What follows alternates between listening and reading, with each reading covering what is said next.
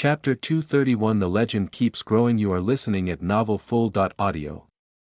Turin, the capital of the St. Maximus clan.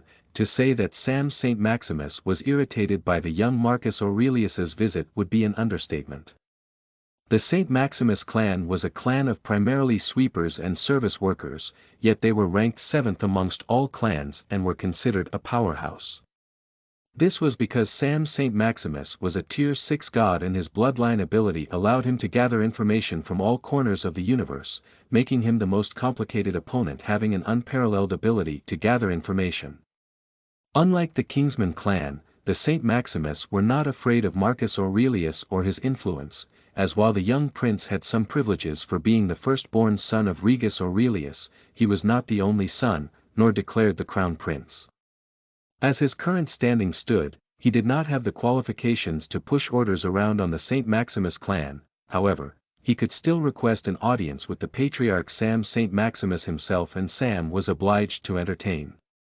"Greetings, God Sam St. Maximus, please accept my humble gifts," Marcus said as he bowed ever so slightly and signaled his servants to bring in a few expensive gifts. The gifts, while being only moderately expensive, were well thought out. Sam was known to enjoy drinking tea and playing chess, hence Marcus had brought him Darjeeling tea leaves and a chess set made from rhinestone, showing his deep research before coming to this meeting.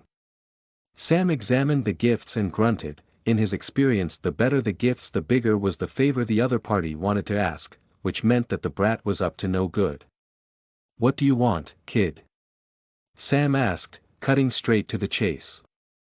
Marcus frowned. He did not like the tone of the old man, as he silently vowed to make the lives of the St. Maximus clan miserable when he was named king of vampires in the future for this transgression.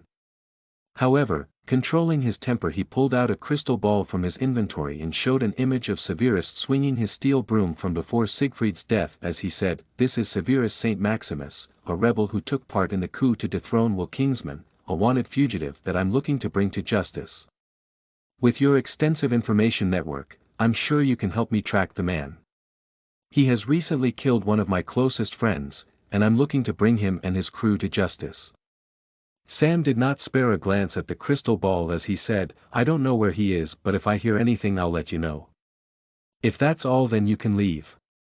Marcus was now visibly disturbed, as he could not hide the frown on his face at all, as he clutched his fists and said, "Look, old man, I'm trying my best to hold my temper. I'm giving you respect. Please try be civil with me." Marcus really tried to rein in his anger, but it still leaked through his voice a bit. Sam chuckled to this provocation and let a little bit of his aura leak as his pressure made Marcus instantly fall flat on his knees and kneel as he began sweating profusely. "I'm a god, boy, and you are not the only son of Regus Aurelius. As things stand, I'm more valuable to the throne than you are. So don't mess with me, as not only can I get away with killing you, I can kill you while I'm asleep. So it's not that you are giving me respect, it's more like my stature demands you to respect me. It's not an option, it's a compulsion," Sam said as he increased the pressure just a bit more and made Marcus lie belly flat on the floor. By the time Sam relieved the pressure, Marcus had lost about 200 milliliters of water from his body as he was drenched in water from head to toe. "Yo! You howda?" Marcus wanted to say "how dare you." However, reminded of his position, he was forced to swallow back his words as he drank an stamina potion to recover some of the stamina that he had just lost. Once he regained his wits, Marcus internally cursed Sam with all his heart and decided to destroy the St. Maximus clan completely when he got the chance. "But for now," he said, "I did some background check on Severus. The last mission he was deployed to was to look over a guy called Raven and Asiva Nightblade Paradis, who he is the god-father to at the University for Nourishment of Young Talents.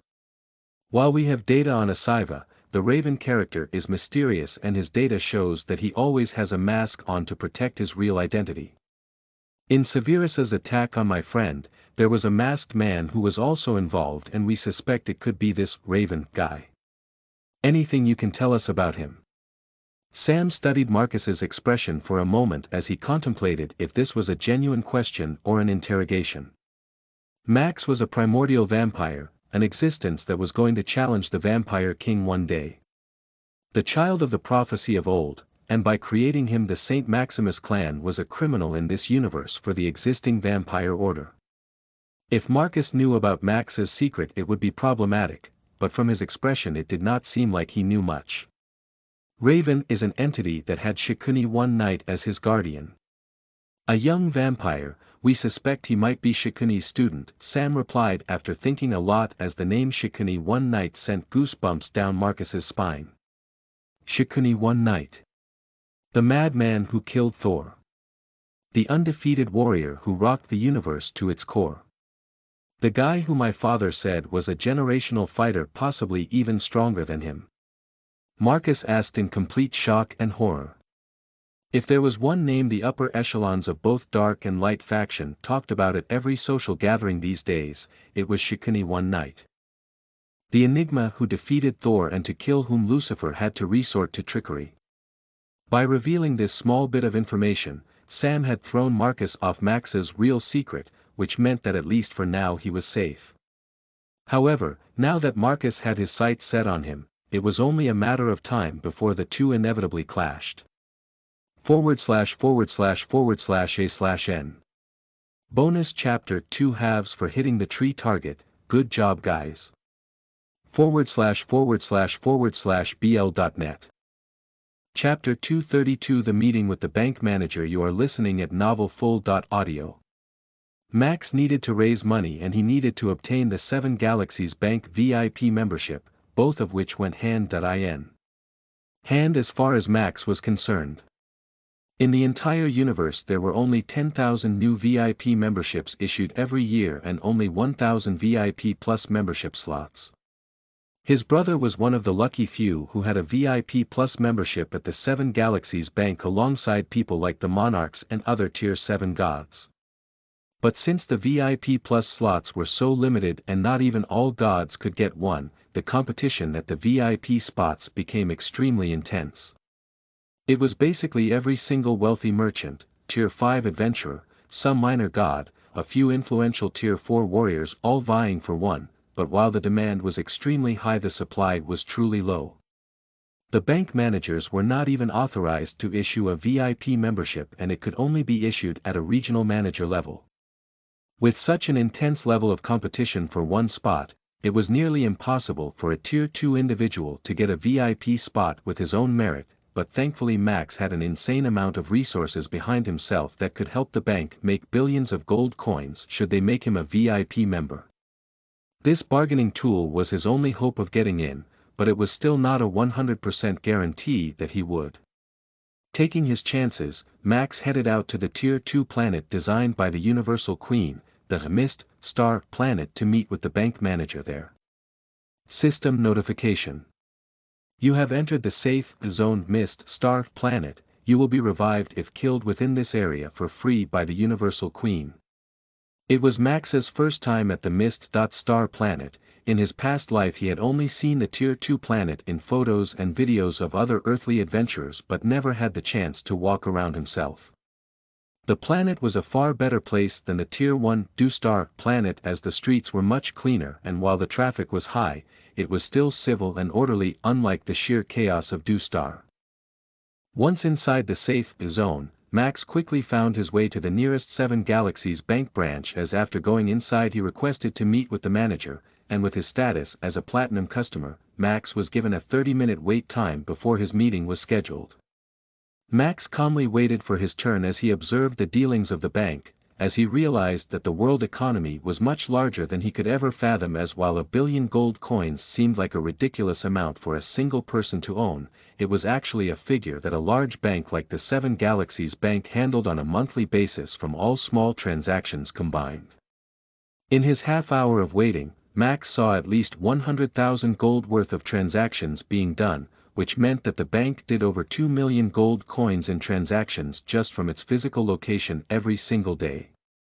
Adding all the credit card transactions and other convenience fees, the banking sector seemed like an incredibly lucrative business that could net 1 billion of gold coins yearly. Noticing this industry, Max made a mental note to open one himself when he became the vampire god, as it would be a much better use of his resources than just letting them rot in a royal treasury. Bedouin, his brother, had always wanted to open a bank, but he had too much on his plate to ever fulfill the dream. However, Max knew that if he ever had the opportunity he would open an elite's bank for his brother. "Mr. Raven, the manager is ready for you," the bank assistant said as she led Max into a room where the manager was seated. "Hello good sir, how may I help you today?" The goblin manager asked Max in a very upbeat tone as his long nose, green skin and yellow teeth made Max feel uncomfortable about sharing his qualms with the ugly creature. However, restraining his disgust, Max passed the man a piece of paper with a list of all the materials he was willing to auction off as the goblin manager looked at the list carefully before asking, "You are willing to sell all these items at the upcoming Warren City auction?" The manager asked skeptically. The items listed here were worth at least 13.15 billion gold coins, an astronomical amount that not even big corporations could easily fork. However, a Tier 2 player was now claiming to have it. "Yes, I am," Max replied confidently as the manager re-evaluated the status of the young man in front of him at the moment. "Very well, I'll make sure to charge you the best possible rate for these items. Please head over with me to the Warren City office tomorrow. We would need to examine and register the items before the auction," the goblin manager said as Max shook his head in denial. "If you want my business you will have to give me a VIP membership slot," Max said as the goblin manager's face instantly fell. The goblin manager thought he would be able to gain a big fat commission from this client. However, the term of the client was too steep. "Sir, although it's possible for me to recommend you for a slot in exchange for the items you are providing me, the minimum criteria to be eligible for a membership is to be at least Tier 3 and have a recommendation letter from an existing VIP member stating why it would be beneficial for the 7 Seas Bank to give you one. The best I can do is expedite the process, but with the auction only being in 4 days' time, you are really out of options," the goblin manager said as Max frowned for a moment before turning to have a determined face. "Alright then, I'll be back with these 2 criteria fulfilled," Max said as he stood up, tidied his robes and walked out of the goblin's office, his destination being the tier promotion hall. Chapter 233 Kicked Out. You are listening at novelfull.audio. There were 2 big reasons why Max had been holding back his promotion to Tier 3. The first reason was that he wanted to reach stat maximization before promoting to Tier 3, however, his constitution stat would just not maximize no matter how hard he tried. The second reason was that there was no tier promotion hall to undertake the Tier 3 promotion test within the Dragon's Paradise dungeon. While according to Kremeth he could break through the old school way without the help of the Universal Queen, it was less profitable in his current situation because undergoing tier promotion with the Queen gave one the choice of selecting random skills as well as class-specific skills based on their evaluation. This advantage did not come with breaking through the old school way where after reaching Tier 3 no additional skills were learnt. For Sebastian, Kremeth chose for him to break the old school way and not dally his promotion. However, for Max who had the Blood Shaman class, a class which was long forgotten just like his race, Kremeth wanted him to wait for the system promotion, because class-specific skills for the Blood Shaman class would be nearly impossible to receive otherwise. Fortunately or unfortunately, the Queen had the largest repository of classes and class-specific skills stored. Even when a god created a new skill, it was recorded and replicated by the Queen if they were connected to the system. Only old fogies like Kremeth, who did not connect with the Universal Queen via an AI and managed to create skills in their later half of life, had unique skills not replicated by the Queen, skills that only they had, skills of which no record existed. Because of these reasons Max did not break through to the Tier 3 realm even though he reached the level ceiling long ago. However, both his reasons were now removed. Funnily enough, his constitution stat maximized only a day ago, while he was in bed with Asiva. Apparently doing stretching activities at high intensity could lead to improved constitution. It was now one more excuse in Max's arsenal to do it more routinely, twice a day if possible. Hence with all his stats maximized and his goal to follow the path of the perfect warrior completed, Max was finally ready to take the long-awaited tier promotion. The Tier 3 promotion was one of Max's biggest challenges in his past life and one of the unresolved knots in his heart. When Max was just a player in the tutorial game Omega, way before Sigma ever started, it was the Tier 3 promotion test that he was never able to clear because the Tier 3 promotion test had a component which required one to feel mana, but the manaless trash Max was not able to do so. While in his past life he never felt like attempting the Tier 3 promotion test after being the butt of the joke for an entire planet, as he had given up on his life as a warrior and chosen to become a desk job worker. Hence in many ways the Tier 3 promotion test was his chance to surpass his past self and get beyond the shackles that had been holding him down in the past. Kremeth and Rhea had worked hard to heal his mana veins, and Max was not going to let that go to waste. The biggest difference between a Tier 2 warrior and a Tier 3 warrior apart from the stats and the skills came in the form of the transition towards immortality. A Tier 3 warrior was no longer completely reliant on basic necessities such as food, water and air. Although not completely independent of it either, but could go much longer than a normal individual without it. In the ancient time, only individuals who were Tier 3 and above got the distinction of being called a warrior by their clans, as it was the starting point that marked one's journey towards immortality. Passives like lifespan, metabolism, vitality, tissue healing, saw a massive increase as a Tier 3 warrior could easily live up to 150 years of age while being in the prime shape of their life. But arguably the biggest difference came in the class and class-specific skills. At Tier 3 the role of the class became extremely important for an individual because their entire future fighting style would be based on skills learnt from Tier 3 and above. Key abilities, destructive moves, hidden cards were all moves that were learnt after the Tier 3 promotion that became the core of any fighter's fighting style. Within Miststar Planet, the Tier 3 promotion halls were lined up in one district called the Tier Promotion District, and it had a total of 15,000 tier promotion halls built.in.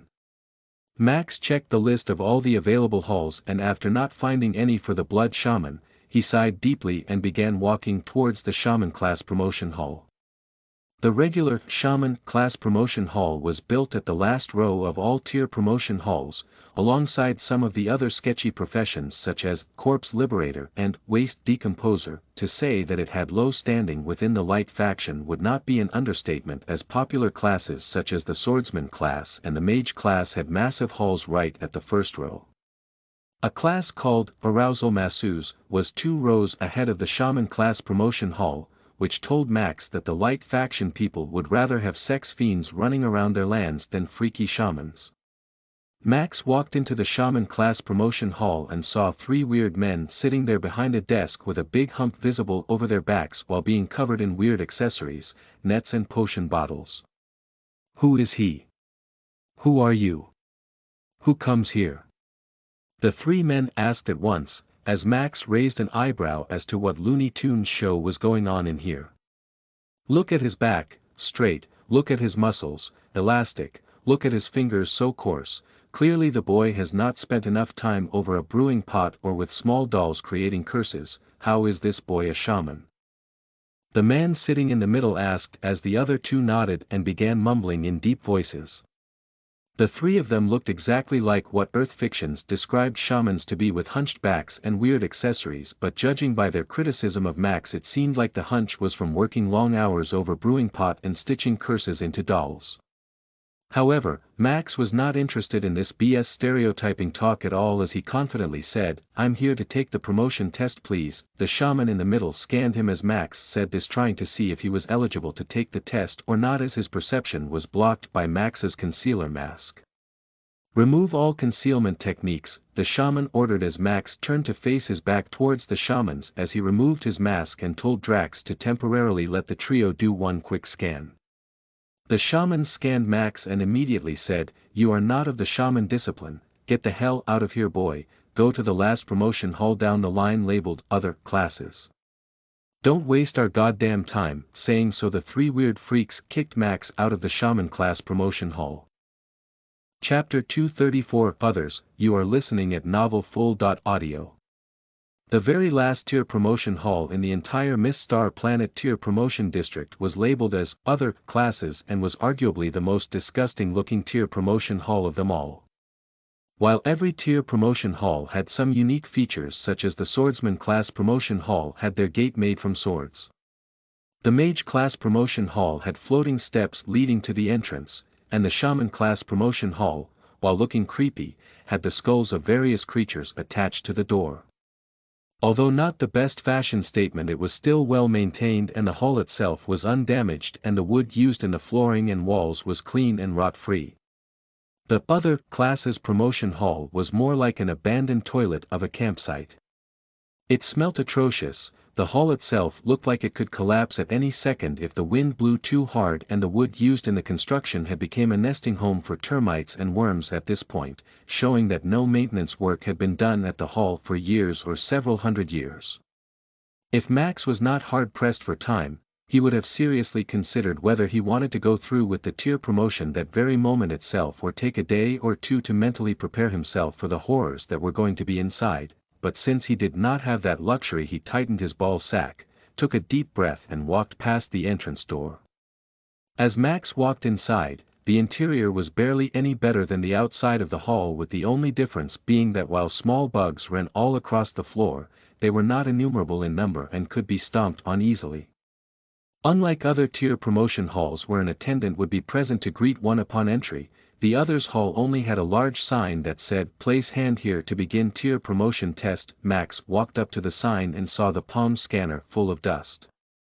Rolling his eyes, Max blew the dust apart to reveal the glass plate scanner underneath as he placed his hand over the vague markings as the old scanner whirred to life.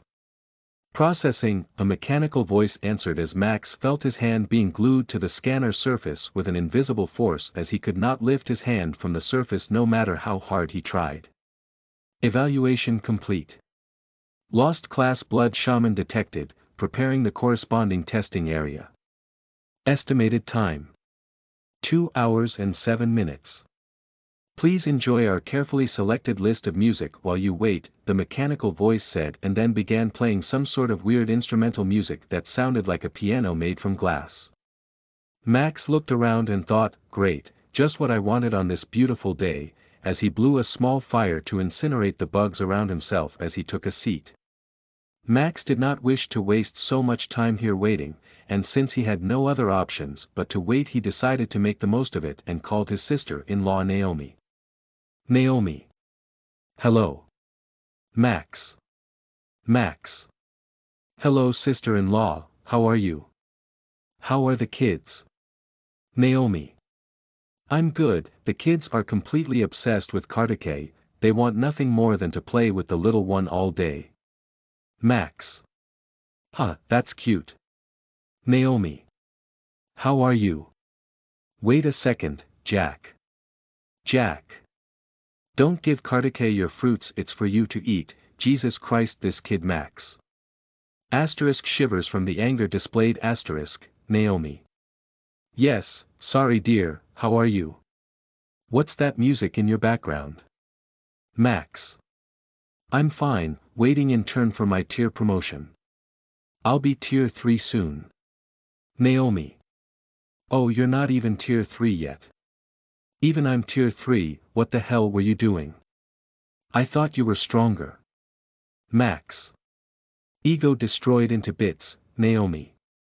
"Any news about your brother?" Max. "No. I'm sorry Naomi." "It's okay, tell me, what do you need me for today?" Max.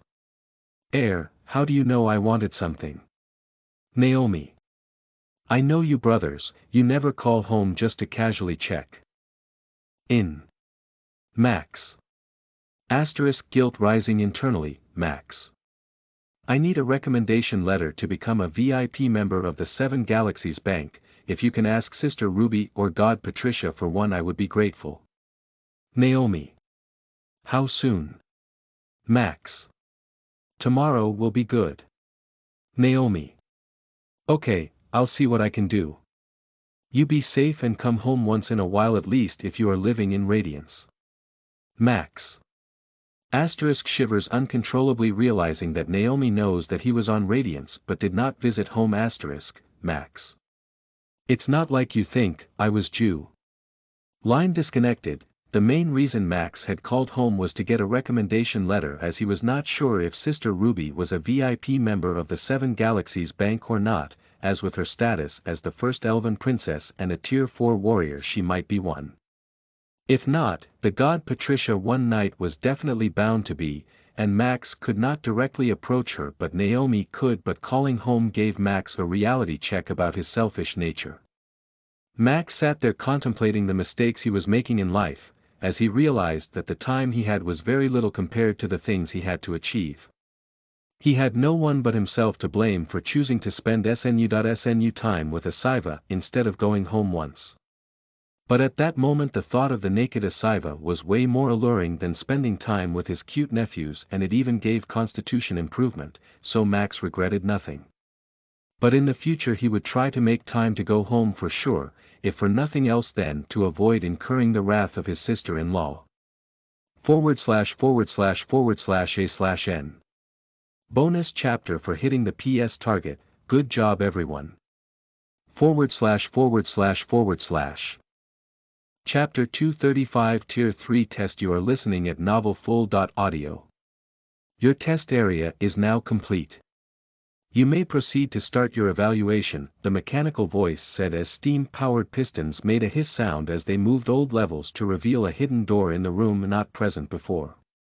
Max walked to the hidden door and could see a vast expanse of tropical forest land on the other side, far larger than the room itself was, in what seemed to be a clear violation of laws of physics. Max walked through the door and into the tropical forest as the door behind him disappeared and a system screen appeared in front. You are currently undertaking a tier promotion test for the Blood Shaman class. Here are the evaluation guidelines. Stage 1. Mana testing stage. Details will be revealed soon. Clear stage 1 under 4 minutes. SSS rating clear stage 1 under 4 minutes 5 seconds. SS plus clear stage 1 under 4 minutes 15 seconds. S rating clear stage 1 under 6 minutes. B rating clear stage 1 under 7 minutes 22 seconds. Barely passing stage 2. Aptitude testing stage. Details will be revealed if stage 1 is cleared. Stage 3. Will testing stage, will only be triggered if contestant gets S ranking or above in stages 1 and 2, final rating. Depends on evaluation of stages 1, 2 for ratings lower than S. Depends on stage 3 for special rewards. Does the contestant understand? Yes, no. Max clicked on yes, although the message prompt was vague as fuck, as except the testing stage names and their general requirements he did not learn much of anything. Stage 1. Mana testing stage. Goal. Solve the given puzzle by guiding the small ball of anti-mana through the mana maze towards the mana pit in the center. Note. The ball will be repelled by approaching mana. The contestant can only send mana in small quantities with extreme precision to guide the ball through the maze. For every time the ball is destroyed, a time penalty of 30 seconds will be imposed. The stage will start in 30 seconds, good luck contestant. Max read the system prompt carefully and then looked at the puzzle box. It was exactly like the one he had as a child on a keychain, where he would rotate the keychain like a gyroscope to get the small metal ball to the center of the maze. The only difference was, the maze here was much more complicated and the ball was much harder to maneuver. A quick glance at the maze made Max realize that the structure was bloody complex with many wrong dead ends made in a way that would force mana to bounce back and become thicker, causing the ball inside to burst. One needed extreme precision to solve the puzzle, and while if one was patient enough with it they could solve it around the 5.6 minute mark, Max had to aim for under 4 minutes, and for that he had to be bold.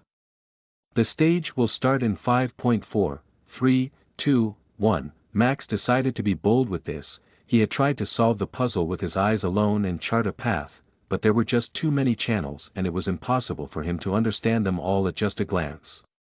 So he decided to flood the puzzle with mana once, so that he could get a mapping of every channel and know which one to use later on. It would cost him 30 seconds, but it was the best way to move forward in his opinion. Stage start. Midnight, deep exhale. Max immediately flooded the maze with his mana and destroyed the small anti-mana ball with a pop as the entire structure was flooded with Max's mana. For someone who could not sense mana just until a year and a half ago, Max had come a long way. He had not only unlocked his mana veins and started sensing mana, because of his late development of the sense, he was always more cautious towards it, more sensing, more nurturing, as just the feeling of being able to sense mana was a blessing for him unlike most people. This made it extremely easy for Max to send his mana through the unknown puzzle as if he was sensing an unknown mana circuit, as within 5 seconds he understood the path he needed to take to get the ball to the destination. Stage 100.35.45, Max looked at the clock and sucked in a breath of cold air as he retracted all the mana he had poured into it prior, and soon the second anti-mana ball appeared within the puzzle. Very gently Max began to pour a small stream of mana inside as the ball was slowly pushed away from the stream as if it was the opposite pole of a magnet being pushed away by compulsion. His mana stream was extremely steady and slow, like an injection needle slowly pouring medicine into one's bloodstream as Max guided the ball perfectly in the path that he had memorized. While pushing the ball up the maze in a straight channel was easy, the difficult part was to make it turn as it needed Max to have extreme precision, pushing an already 1 centimeter thin stream of mana to elongate from the left side more than the right to create a gentle curvature and force the ball to move in a certain direction.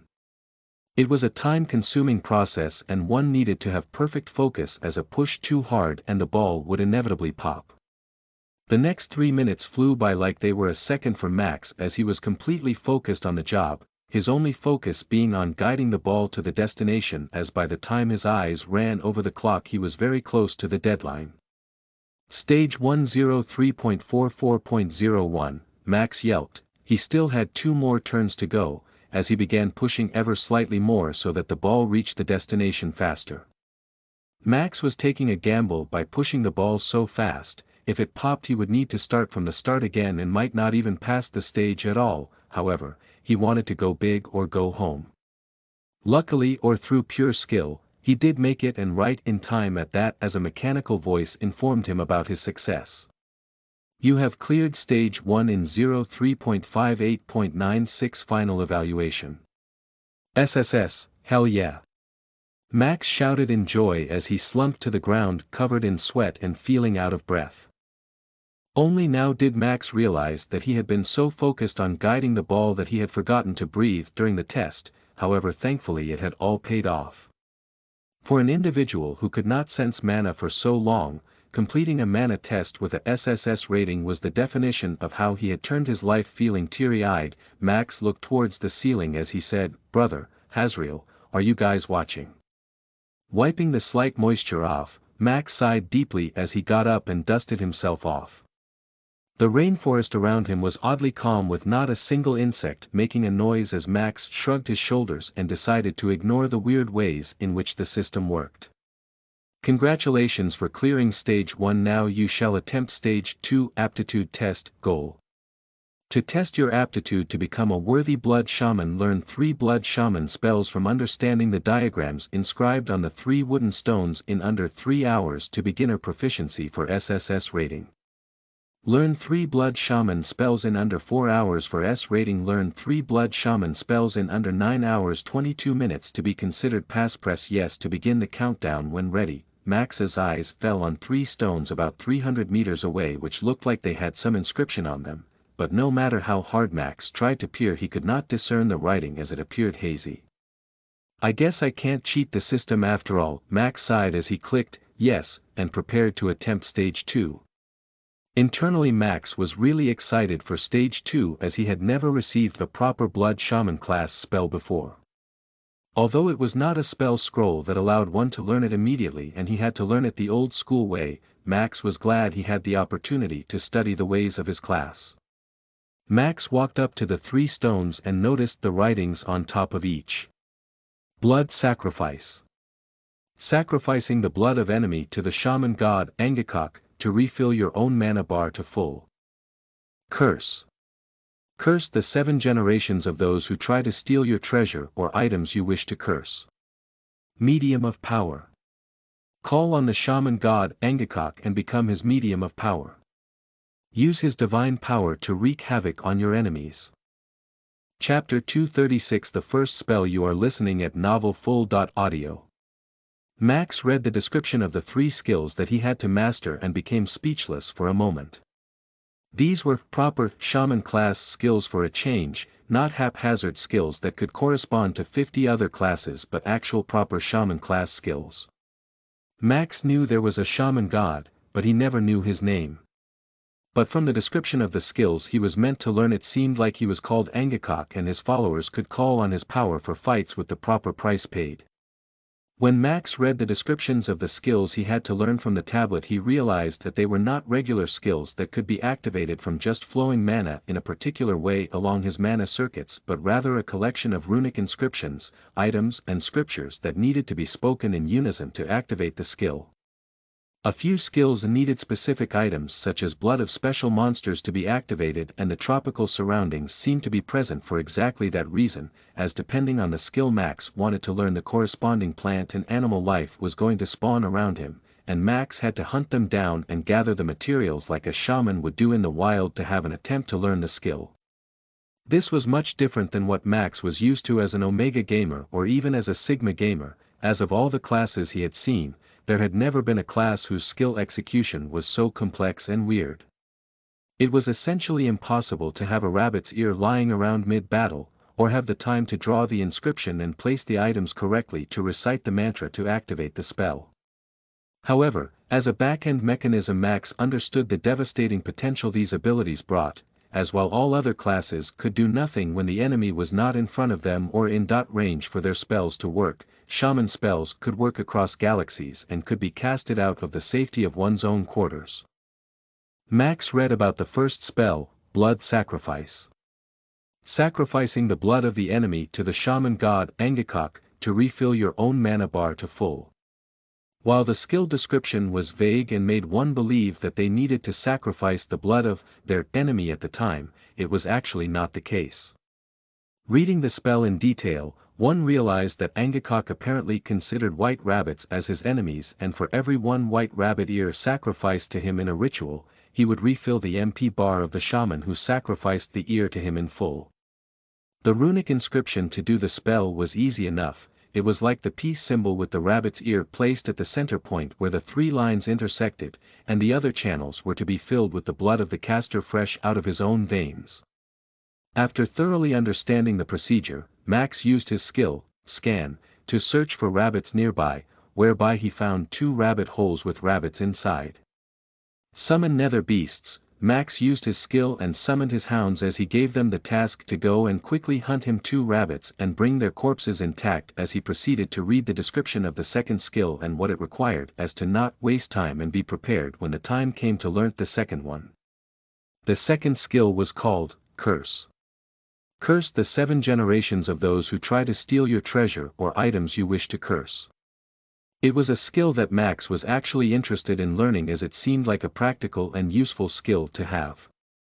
The skill was pretty easy to do. It needed 3 key ingredients: 1, the bone taken from the spine of a snake; 2, depending on the type of curse to imbue, a choice of various plants; env 3, fresh blood from the caster's body. Depending on the type of curse one wanted to imbue, there was a variety of plants to choose from, which let one imbue curses like the Disintegrate spell, making the finger of the person who touched the item disintegrate to ashes.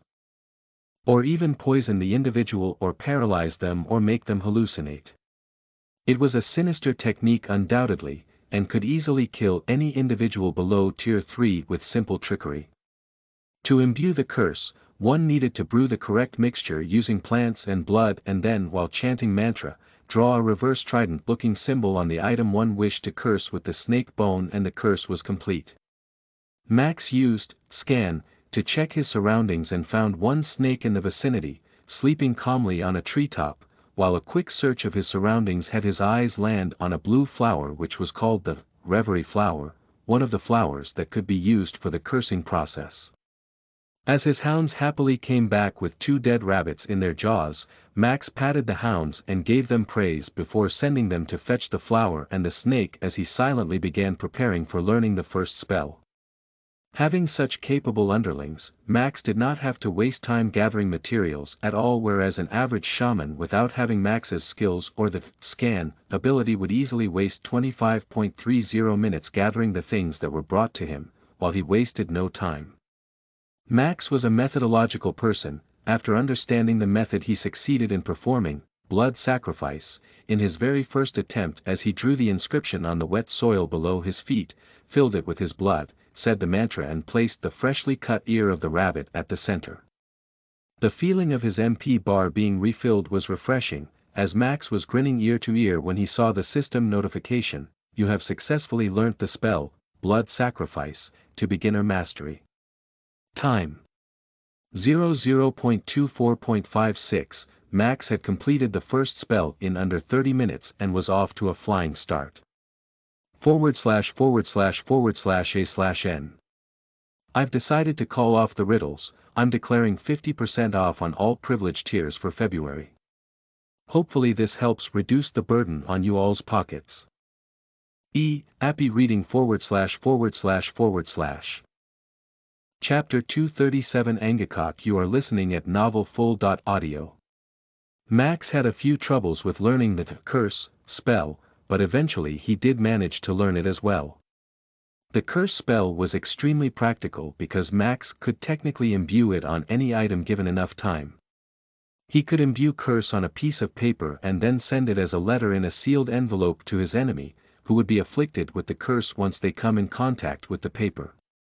He could use it on items or even his own armor. This way, if the enemy's skin ever came into contact with his armor, they would have a cursed effect from it. The only downside was, the curse was not everlasting. Depending on the thickness of mixture used, it could last for up to 3.5 months, but would definitely need to be redrawn after that. The duration would undoubtedly improve with mastery, and Max could already see ways to make the curse permanent by carving it into something, but it was not practical for surfaces such as glass or cloth. It took Max 1 hour to learn how to brew the mixture properly and then imbue the curse spell onto an item, but he still had 1.5 hours left for learning the final spell on the list to get a SSS rating. Medium of Power. Call on the shaman god Angekok and become his medium of power. Use his divine power to wreak havoc on your enemies. It was the only skill that did not require Max to make inscriptions to perform, but rather it was a skill that required the largest amount of sacrifice. It was a skill that came with a cost, the cost being 50% of one's HP bar, 50% of one's MP bar and 50% of one's stamina bar alongside 100,000 EXP, roughly worth 1 tier 3 level. The cost was very steep considering the skill lasted for a total of 5 minutes and every ounce of MP used by Angekok during the duration of the skill had to be returned back to Angekok over the next 10 days. This meant that if Angekok expended 500,000 MP worth of power while taking over one's body, they needed to repay him that 500,000 in the coming 10 days or their life would be forfeit in his name. This made using the skill a double-edged sword, as apart from losing HP, MP, STP and EXP, one was also indebted to a god. Given the choice, Max would never choose to learn this skill. However, he had none at the moment. To pass the Tier 3 promotion test he was compelled to learn it, and hence with no options left, Max took a deep breath and began chanting the mantra to connect his status bars to that of Angekok. O Holy One, the progenitor of all shamans, your descendants call for your help. In exchange for my vitality, my mana and my vigor, grant me your immense powers, for my enemies need to be destroyed. Heed my call, for I know your name, Angekok, the shaman god, the enslaver of the Kraken and the slayer of the sea god Poseidon. Heed my call. Max felt his status bars deplete rapidly, as he felt dizzy and disoriented all around. He felt his consciousness being pulled out of his body as a pair of burning purple eyes stared into his red ones before dismissing his existence altogether as nothing but whiteness remained. The purple eyes were surprised to see him. It seemed like it had not expected Max to call for help, or not have any descendants knowing the spell being alive anymore.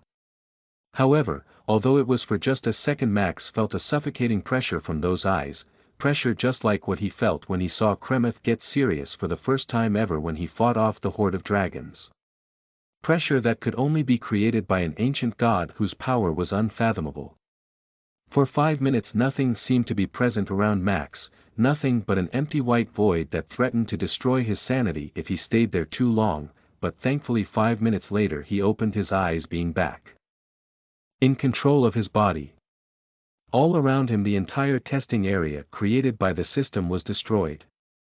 Destroyed was an understatement, it was wiped off existence as nothing but charred soil remained where Max stood. None of the 3 stones were present, nor were Max's hounds which were guarding him around, as only destruction remained where Max was. Note: You're dead to Angekok. 430,000 units of mana, system notification. You have mastered all 3 spells and hence passed the stage 2 of the tier promotion test. Evaluation.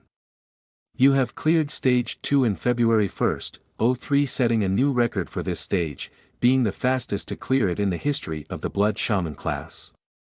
You receive a bonus rating for being the fastest one to ever clear it. Final evaluation. SSS Plus, system notification. You have successfully cleared stage 1 and 2 with high rating and are eligible for stage 3, the willpower testing stage.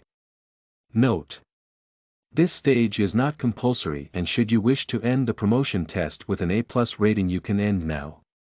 For higher rating the 3rd stage is a must. Do you wish to continue on to the 3rd stage? Yes, no, Max did not come this far to back out now. Also the willpower testing stage did not seem so bad, as Max considered himself to have considerably strong willpower, so he selected yes and prepared himself for the 3rd stage. He was definitely going home with a SSS evaluation, he was not going to settle for anything less. /////A/N. Bonus chapter for hitting the GT target, good job everyone. The GT growth has been slow this month. We are only 14th, it is partly because of my lower release rate, but hopefully we shall rectify that and aim for a higher spot for February. ///// Chapter 238 Tier 3 Promotion. Complete. You are listening at novelfull.audio. Stage 3. Willpower testing. Description. Stand in the specially constructed steel chamber, as you are shown the story of how Angekok discovered the secrets of the shaman class. Endure the chamber's drainage for as long as you can, for the story is never ending in its conclusion. Max read the description and saw a steel chamber appear out of nowhere, as Max took brave steps towards the chamber and took a seat inside as the chamber closed. In front of his eyes was a small 4-inch broad TV screen where a young man with purple eyes was seen gathering materials. Max watched patiently, as hot steam began releasing into the small chamber slowly, increasing the temperature inside. Max had his full focus on Angekok, for now the steam was bearable, but at the rate it was going he expected trouble in 5.7 minutes time. Once Angekok was done picking flowers, a man who looked a lot like the 3 idiots Max saw in the shaman class chamber, with bent backs approached the god and was handed the flower bucket as Angekok began his explanation. Angekok's POV, in the era of the ancient gods, long before the Universal Queen took power or the Great War broke out, you must understand Memphitos, going from Tier 5 to Tier 6 is not just about understanding the laws of the universe, it's also about using those laws to create your own domain, an application that will be your title as a god. Angekok is already the god of the blood shamans. You cannot be me even if I reach you all my knowledge, Angekok said as Memphitos shook his head in discomfort, but your methods master, you give your followers your power, you are ever present for them, giving them a sense of security, and hence keeping your faith strong. That is why you also farm a large number of divine essence compared to other gods who are not always around to make their presence known to their subjects. I'm not sure I'll be able to do the same without your signature technique of sharing your mana pool with your believers. In my mind I want to be a god just like you, Memphitos said sullenly as Angekok chuckled and felt pity for his disciple. Angekok had groomed Memphitos since he was a small kid, but now as he was on the cusp of being promoted to a tier 6 god he needed to find his own footing in the universe. Fine, I'll teach you something else. A forbidden technique that you can make as the core of your god. Hood. It's a technique I've been studying for the last 400 years and it's something I have yet not perfected. But when it's perfected, it will help one erase the name of a god from the universe for 5,000 years. You will be able to curse the name of gods, and make their own followers too scared to say their name, causing their divine essence to fall to zero over time. Come, don't sulk, I hope you can complete the technique that I could not, Angakok said as he wrapped his hand around Memphidos's shoulder and took off. About 5 minutes had passed and the steel chamber was turning into a real-time bomb. The temperature inside was rising rapidly and the pressure was starting to make Max's chest feel difficulty in breathing, as sucking every breath of air became more and more difficult with every passing second. At the rate things were going, Max realized that he had 1.2 minutes left maybe before he would pass out from oxygen deprivation, hence he made a bold choice and retrieved a frost bomb from his inventory and exploded it at his foot. Kaboom! 22,000 Max lost a lot of HP and was frozen until his neck. However, the sudden chill in temperature caused a lot of the steam inside the chamber to cool down into liquid form, as hot water filled the chamber up till Max's waist, trying to melt down the ice slowly. Suddenly the pressure in the room decreased several-fold as Max sighed in relief, as he now had a few more minutes to watch what was happening. This technique to make one forget a god's name was interesting to him. He had a few gods under his radar and having this technique under his belt was going to prove invaluable in his fight against them. Memphidos's POV, at the dying embers of the Great War, a little after the Universal Queen assumed power, Dark Shaman Memphidos, here are the 108 sedated tier 6 gods you wanted for the ritual from the Light faction. Please neutralize the Blood Shaman Angakok of the Light faction, that man can change the tide of the war alone. The Dark faction will be wiped out if he is not contained, man with horns curling over his head said, as while Max did not recognize the person, Rudra would have in an instant because he was Satan, the future tier 8 powerhouse. Enough. I will do what has to be done. My master is powerful, no need to remind me of his prowess, alas he is also dumb, because he could never see through the darkness of my nature when he groomed me. He practically taught me this technique. However he was too kind, wanting to use mana stones as power core for the spell. It was never going to be enough. It needs a much stronger source. 108 Light faction gods will provide the energy required to seal his name off from history for the next 5,000 years. Not only will he be forgotten but so would his blood shamans without their god being present. It will be the end of an era. And from now on, there will be only one shaman god, and his name would be Memphidos. Pin those Light faction bastards to the power spots. Suck their life essence dry. Ha ha ha ha ha ha. Max widened his eyes in disbelief as the frame shifted away from Memphidos and revealed the inscription that was as big as a city, with 108 power sources in between. Even if someone gave Max a 100 days to study the inscription, he was not sure if he could have remembered it in full as it was that colossal. But while Max did not understand the true nature of the inscription used, he figured out the exact history that led to the extinction of the Blood Shaman class. Unfortunately it was yet another betrayal. If Max's memory served him right, the Great War had been roughly over for 5,000 years now, which meant that the effects of the spell must have started wearing off considering he now had the Blood Shaman class. Max wanted to continue with the story, but it was physically impossible for him to stay inside the chamber any longer as for the last 1 minute he was unable to breathe and was practically struggling to keep his ear-drums from popping as he pulled the lever that opened the hatch of the chamber and let Max out of the steel structure. You have stayed inside the steel chamber for October 1st, 2000. Your final grade for Stage 3 is SS beginning final evaluation. Stage 1 evaluation. SSS Stage 2 evaluation. SSS plus Stage 3 evaluation. SS final evaluation. SSS congratulations, you have successfully completed your Tier 3 promotion quest with a SSS rating. System notification. You have successfully completed Tier 3 promotion, congratulations player, Raven. Rewards.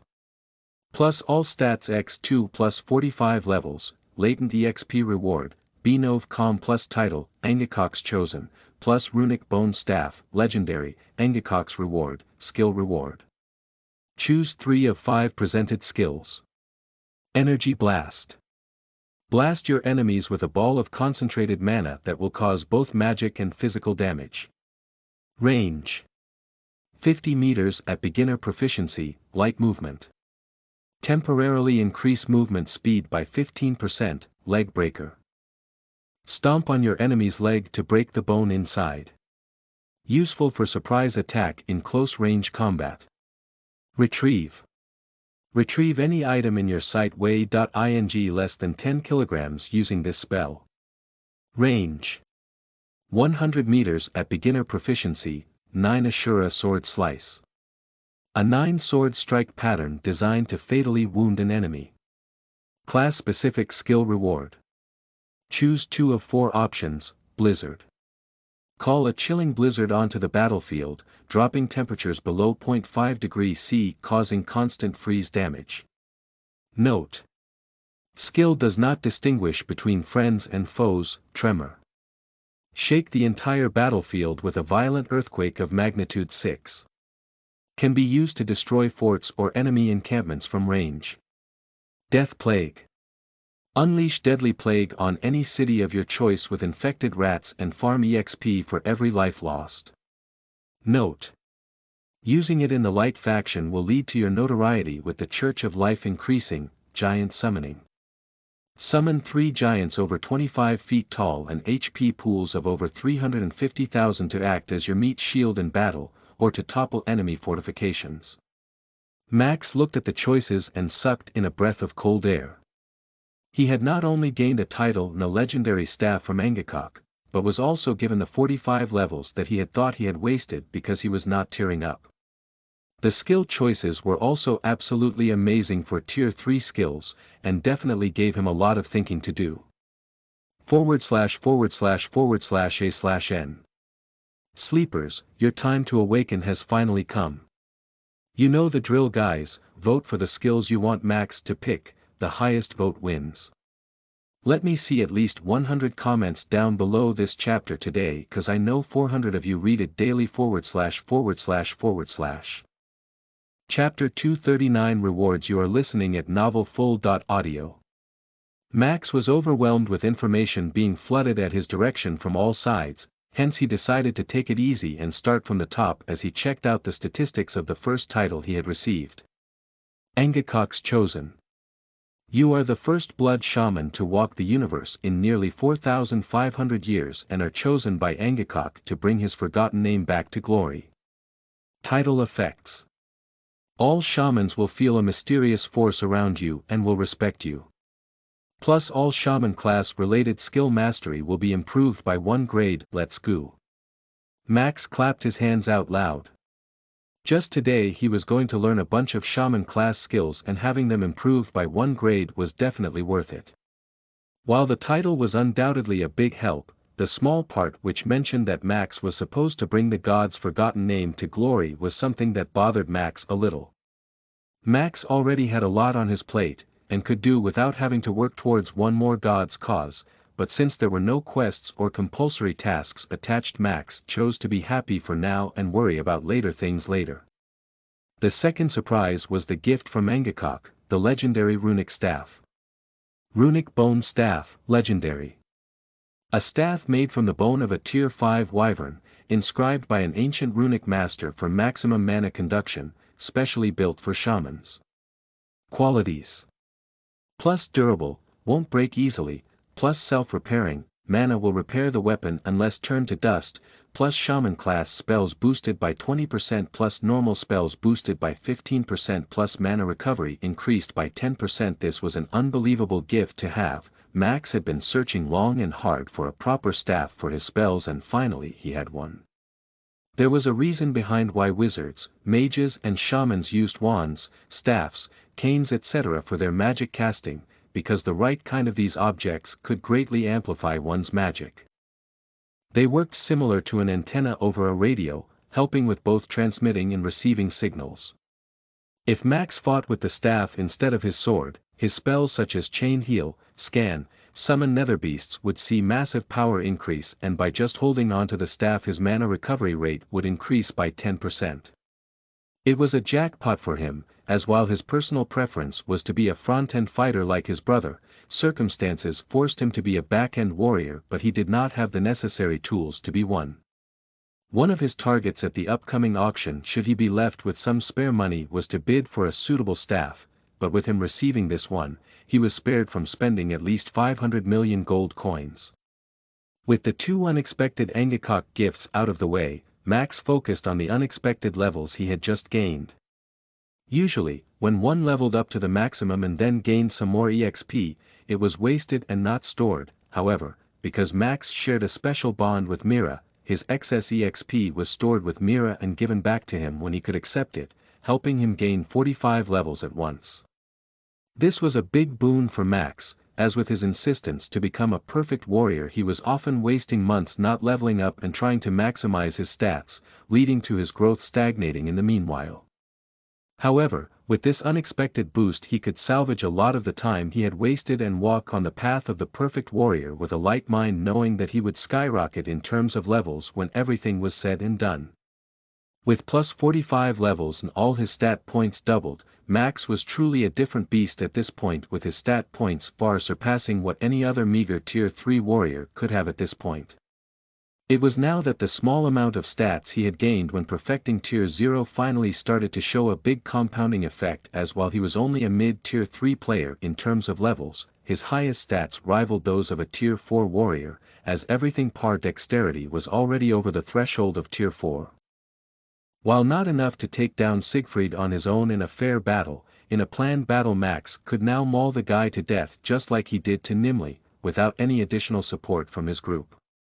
Looking at his superior stats, Max felt the strength coursing through his veins and grinned from ear to ear. This was truly a magnificent feeling for him, as he had now officially reached a level of strength he could only dream of in his past life. Max shook off the feeling of glee and focused on the task at hand, which was to choose the appropriate skills from the pool of choices. Amongst the normal skills, the choice was tough, but still not extremely tough for him to make, because he knew that the skills he would be passing out on could be bought from auction houses, local exchanges, and the like, given he had time and money to buy them. After considering his current pool of skills, Max decided he was badly lacking a proper sword attack move, as currently while he was a primary sword user he only had the overhead slash as his finishing attack, and hence he chose the 9 Ashura sword slice to improve his combat prowess in that department. The Energy Blast was an extremely common skill in this world, worth 700k gold coins. If Max wanted to he could buy it from the market easily, because nearly all mages learn the skill. However, the commonness of the skill could absolutely not take away from its functionality, as the reason why so many mages chose this very skill to learn was because it was extremely practical in battle. Even his own brother had a skill called Darkness Blast, which was an element-specific version of the Energy Blast Max was learning, hence Max unhesitatingly chose the skill to learn. The final skill that Max chose to learn was Retrieve, the sole reason being that it coincided with his future plans. While Max was in the lower echelons of society, although he had a lot of his reincarnation knowledge, he did not have the necessary brains required to put that knowledge to proper effect. But now as his strength increased he saw gaps and opportunities in the future events that he already knew about and could make a plan to make the most of it. When Max had just reincarnated, all he could think about was how to make money from his future knowledge by gambling on once-in-a-lifetime events and winning by betting on the underdog, but now he knew better. In Max's future planning, there was going to be a particular mission where this skill could prove to be vital, hence Max decided to go with Retrieve. With all his basic skills chosen, Max now had to choose the difficult class-specific skills, and it was this choice that gave Max the headache, because unlike the normal skills, most of the skills he would pass on here today, he would never have the opportunity to learn again. All of the options presented before Max were appealing, and Max could see 100 uses for each one of them. Being primarily a fire user, Max understood the importance of having a skill like Blizzard under his belt, which could create a completely contrasting situation than the one the enemy was preparing for and hence take them by surprise. Not only could Blizzard force entire sieging armies to curse their decision to siege a fort defended by Max, but it could provide debuffs and vision in parity and could be used in versatile situations. However, so could be Tremor. The spell was the superior version of Earthquake, and was in true sense an AoE spell meant to affect entire battlefields. Such AoE spells were blacklisted amongst the Mage Association and if used correctly could cause damages of upwards of billions of gold coins. Death Plague was a spell that Max wanted desperately. If he could put his conscience to one side, Max could definitely massacre entire villages for EXP and skyrocket in terms of leveling and strength. However, the downside was the infamy he would gain with the Church of Life. The Church of Life was a staunch supporter of his brother, and one of the pillars of the Light faction. Notoriety with them would not be without consequences. The last spell was Giant Summoning and Max was more or less convinced he needed this one. It was because of the fact that not only could the giants act like a meat shield for him and help him retreat when he was in a pinch, they were also the best battering rams to take down big walls and fortifications if Max was launching the attack. With massive HP pools even at basic proficiency, Max could see how it could become one of his core skills in the future. Max gritted his teeth as he could not decide what skill to choose with Giant Summoning, but after a lot of deliberation Max decided to go with Death Plague as his second choice. Although the Church of Life was his brother's big supporter, it was about time Max started to think for his own self. His brother was no longer around, and the skill was best for his career progression for now with it helping him massively with his leveling chores, as well as having the potential to be a core skill in his future development. Hence with both his choices made, Max concluded his Tier 3 promotion. ////A/N. Thank you guys for all your votes, they were all tallied and while the votes between Blizzard and Death Plague were close, DP won in the end. Cheers. Do check out the author notes below for a full updated status bar of Max ///. Chapter 240 Ascending. You are listening at novelfull.audio. Max walked out of the shoddy tier promotion hall a changed man as he understood a lot of secrets about the shaman class that were previously unclear. The biggest reason why the shaman class was so hated in the Light faction was because the patron god of all shamans was currently Memphitos, a dark faction god with considerable influence, which portrayed all shamans as the practitioners of a sinister and dark art. While Max was not sure about bringing Angakok's name to glory, he did sympathize with the god who was betrayed by his own disciple. System notification. It is detected that the player is currently Tier 3 and still roaming on Tier 2 planet, Miststar. Do you wish to enter the Tier 3 planet, Rising Star, instead? Max thought about the offer for a second, then shaking his head he decided to take it. Initially he was supposed to meet the bank manager of the Seven Galaxies Bank to further discuss his proposal, however, he could do the same with the manager of the Tier 3 branch as well. Since the manager of the Tier 2 planet had been the one to make him run around and turn him down, Max would let him suffer a bit as well. Yes, Max pressed yes and was instantly teleported from the Tier 2 planet. System notification.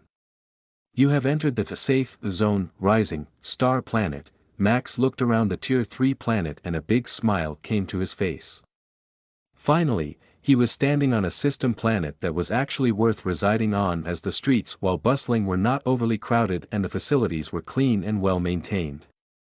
For the first time, Max could actually see more of the street than the people and could move 10 meters without bumping into some guy's shoulder. As one progressed through the tiers, the system planets kept getting better and better with the Tier 5 planet rumored to be just how humans imagined paradise to be back on Earth. If one had to describe Rising Star planet in one word, it would be recruitment. Every major organization in the entire universe had one base of operations on this planet as people here were constantly on the lookout here for new and exciting talents that could be roped in for benefits. Everywhere one would walk in neutral colors that did not belong to any particular faction, they would be swarmed with recruitment officers who would try to rope them in with sweet words and offers, trying to get one more Tier 3 warrior amongst their ranks. Once a player reached Tier 3 they were believed to have some degree of ability, and were worth nurturing as there was a possibility of the player growing into a powerhouse later on. Whether in wars or missions, Tier 1 and 2 players could generally only play the role of the cannon fodder, but Tier 3 and onwards one could actually expect to be used in specialized situations with actual planning, deployed either as a captain or a squadron commander with some degree of responsibility. As Max walked through the streets of Rising Star Planet, he saw many banners of many great factions rising tall over their respective shops, as beautiful lady recruitment officers stood outside each one, enthusiastically asking Max to come inside and hear the benefits their organization was offering. While Max was sure he did not want to join any organization here before the auction ended, the sweet voices of the women calling him enthusiastically did bring a deep blush to his face. Thankfully, he was wearing a mask and hence saved from the embarrassment, but the few people around him were not so lucky and their blushes were visible all over their faces. Max found it funny how every organization chose a women representative for this task, as he understood that while men being men would be attracted by the sweet voices and deep cleavages, the women would also feel safer talking to women rather than some idiot male calling them in for a private talk. However, just as Max began peeping at the deep cleavage of a beautiful elf calling him in while bending forward, Max felt a chill go down his spine as he remembered Asiva's fiery eyes staring into his own. Max immediately sobered up and started walking fast, as now that he was dating Asiva, there was absolutely no room for him goofing around. Not if he did not want his dick to be chopped off into 100 small pieces. As Max walked towards the Seven Galaxies Bank branch, he passed by the banner of House Aurelius as Max slowed down to stare at the banner of his eventual foe, soaking in all the grandeur and charisma that it emitted. "Are you interested in joining the royal military of the Vampire King himself, little brother?" A beautiful and slender vampire lady dressed in military robes asked Max, seeing how he was staring at the Vampire King's banner so intently. She figured from Max's blood-red eye color that there was a high possibility he was a vampire himself, and hence she was not against roping him in for the king's service. Bnoel de Max paused for a second, before bringing his hand over his heart in the traditional vampire salute as he said, "Glory to Regus Aurelius, but I currently have something else on my plate." The slender lady smiled at Max, straightened her back and spoke in her normal voice that was not coquettish. "Glory to the king." Max kept walking after that, as he was no longer smiling under that mask but rather fuming instead as he realized the deep cultural impact that Regus Aurelius currently had over all vampires. Max's future plans did see him joining the military service of a royal military, but it was not going to be the royal military of Vampire King Regus Aurelius. Instead, Max was going to join the service of the third-ranked clan in Regus Aurelius's service, the clan of the dethroned Vampire King. System notification. You have received a message from Naomi, right on time, Max thought as he opened the message and saw a flourishing letter of recommendation written by his other sister-in-law Ruby for his position as a VIP of the Seven Galaxies Bank. Hastening his pace, Max quickly went towards the Seven Galaxies Bank branch on this planet, as he needed to quickly sort out his VIP membership status. /////A/N. This bonus chapter is sponsored by patron Revol2010 via Patreon. Please thank him in the comments for this one //////.